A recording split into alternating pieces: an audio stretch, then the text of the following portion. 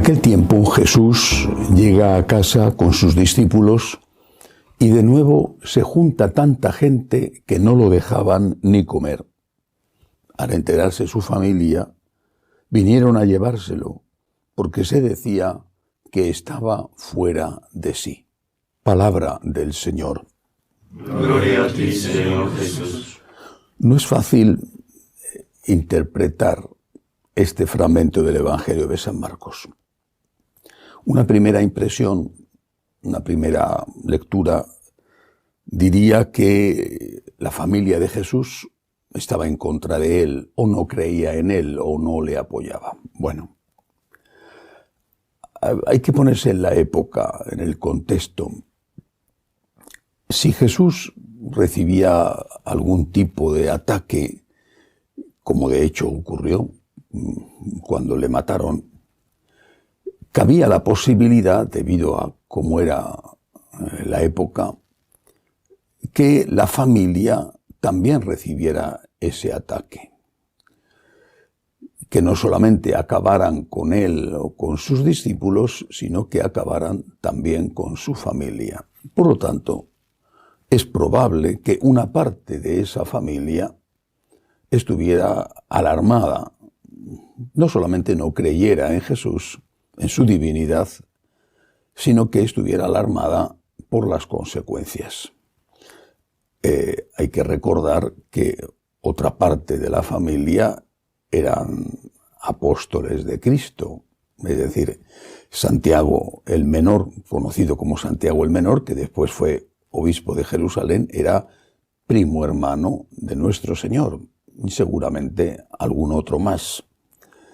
Así que la familia estaba dividida.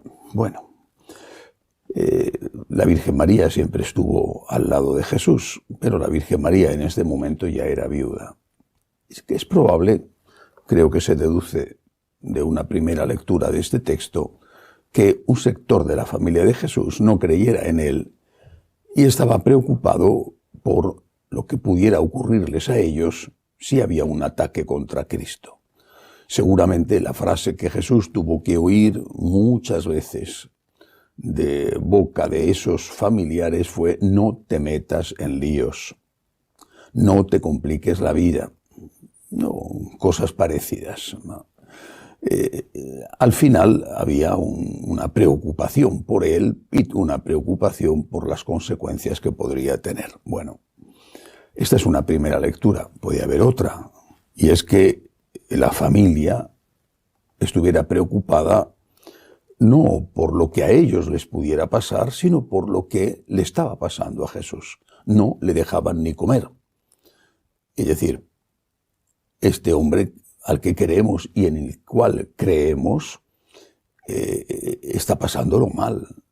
Está siendo desbordado por su éxito.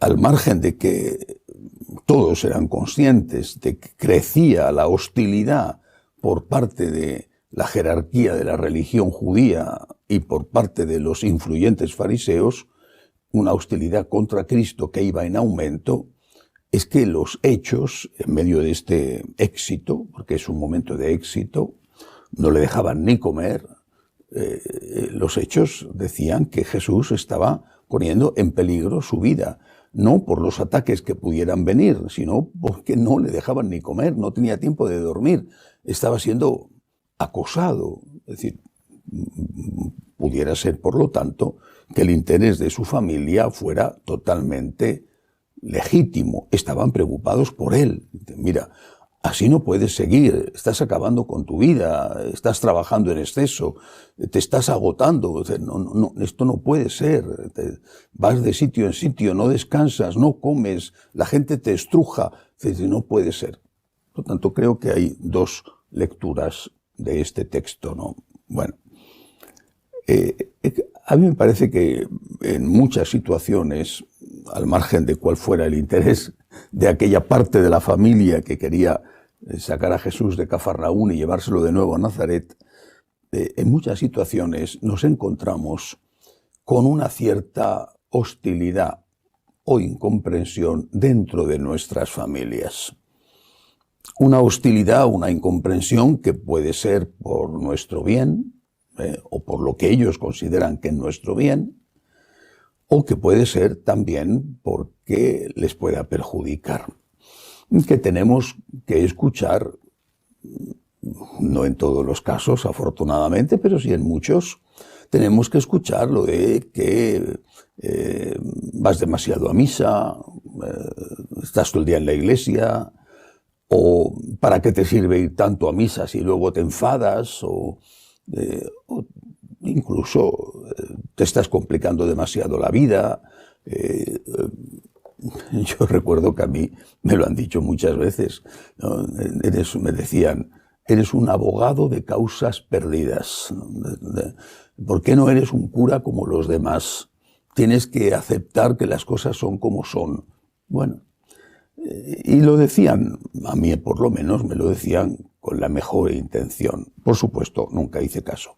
Pero no me molestaba porque sabía que la intención con que me lo decían era buena. Estaban pensando en mi bien, preocupado por mí. ¿Qué es lo que tenemos que hacer? Pues tenemos que hacer la voluntad de Dios.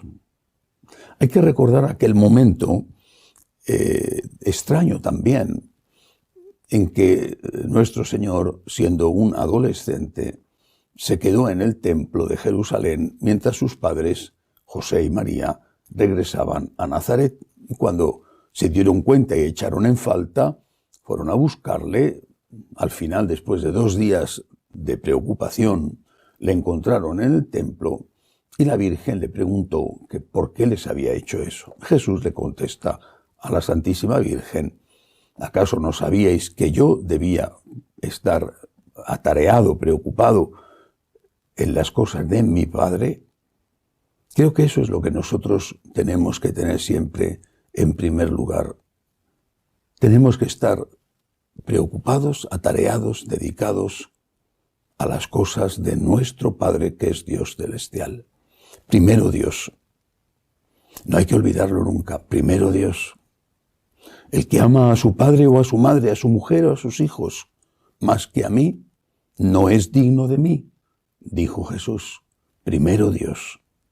Este primero Dios no significa que no tengamos que preocuparnos por nuestra familia o por nuestras obligaciones profesionales o por nuestra salud, porque incluso en el trabajo de la evangelización, la salud también tiene que ocupar un puesto. De lo contrario, ese evangelizador que se ha entregado sin prudencia, pues puede terminar rápidamente, en poco tiempo, agotado físicamente o agotado desde el punto de vista psíquico. Puede tener un estrés, un agotamiento que le impide seguir trabajando. La prudencia es una virtud que hay que practicar y que equilibra a las otras virtudes. Pero primero Dios, no hay que olvidarlo. Y ese primero Dios a veces implica aceptar las críticas de los nuestros que no nos entienden. Pidámosle al Señor que nos ayude. Que así sea.